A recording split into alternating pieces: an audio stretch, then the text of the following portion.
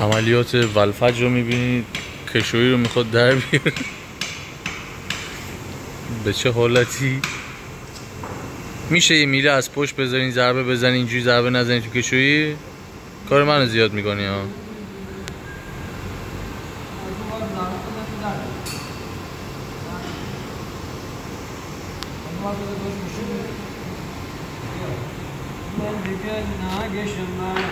به کتف چپ اسب حضرت علی که نکشنی.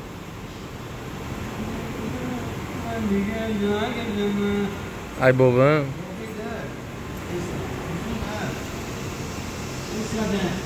ای سگن آقا،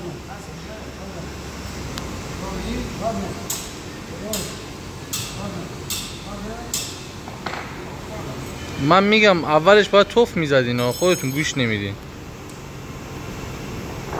من نگاه کنین جفتتون، من نگاه کنین.